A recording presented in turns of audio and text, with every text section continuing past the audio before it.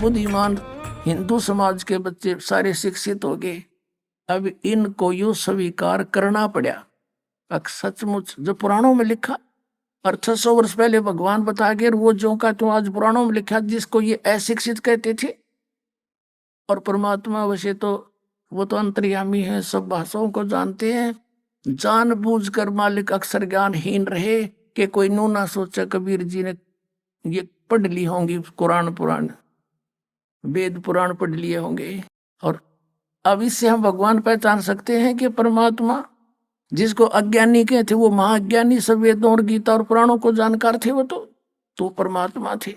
और ये संस्कृत के ज्ञाता महामंडलेश्वर विद्वान कहाँ थे, इन्हें कख भी ना पता हमारे सिलेबस का, हमारे सदग्रंथों का पता नहीं। अब आपको दिखाते हैं, सबसे पहले देवी भागवत दिखाते हैं। अब देखिएगा, श्रीमद देवी भागवत यानी देवी पुराण गीता प्रेस गोरखपुर से प्रकाशित है। ये संपादक है हनुमान प्रसाद पोदार, चिमनलाल गोस्वामी।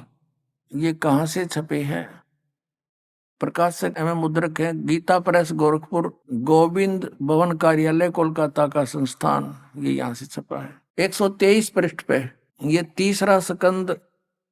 यहाँ पर भगवान विष्णु अपनी माता दुर्गा की महिमा स्तुति कर रहे हैं। तुम शुद्ध स्वरूपा हो, यह सारा संसार तुम्ही से उद्भासित हो रहा है। मैं ब्रह्मा और शंकर हम सभी तुम्हारी कृपा से विद्यमान है। हमारा आविर्भाव जन्म, आविर्भाव माने जन्म, तिरोभाव माने मृत्यु हुआ करता है। केवल तुम ही नित्य हो, जगत जननी हो, प्रकृति और सनातनी देवी हो। प्रकृति दुर्गा को कहते हैं, ये स्पष्ट लिखा है। भगवान शंकर बोले, देवी यदि महाभाग विष्णु तुम्ही से प्रकट हुए हैं, उनके बाद उत्पन्न होने वाले ब्रह्मा भी तुम्हारी बालक हुए, फिर तमोगुणी लीला करने वाला शंकर क्या मैं तुम्हारी संतान नहीं हुआ? अर्थात मुझे भी उत्पन्न करने वाली तुम ही हो शिवे। संपूर्ण संसार की सृष्टि करने में तुम बड़ी चतुर हो।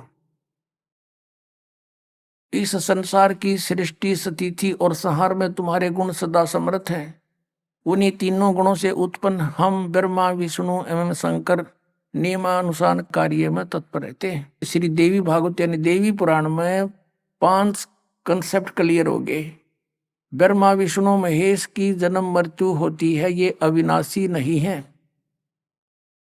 इनकी माता दुर्गा है। दुर्गा को प्रकृति भी कहते हैं। 3 तो ये हो गए। चौथा ये है कि रजगुण ब्रह्मा, सतगुण विष्णु, तमगुण शिव जी हैं। और 5वां ये हो गया कि ये ब्रह्मा विष्णु महेश केवल वर्क डन ही दे सकते हैं, ये किसी का संकट निवारण नहीं कर सकते। जैसा जिसका कर्म है वैसा ही देंगे, पुण्य भी पाप भी। केवल परम अक्षर ब्रह्म सतपुरुष कबीर साहब वो परमात्मा है जो हमारे भाग्य के लेखों को बदल सकते हैं, बुरों को। अब देखो, यदि कबीर सागर को अकेले को पढ़ाकर आपको सुनाता तो कोई विश्वास नहीं लाता। अब आपके समक्ष जो 600 वर्ष पहले भगवान बोल कर गए थे वो वचन, आज सदग्रंथों ने उनको सेकंड किया, समर्थन दिया। तो इससे पुण्यात्माओं बहुत आसान हो गया आपको भगवान को पहचानना, जिसको ये अशिक्षित अज्ञानी कहा करते थे।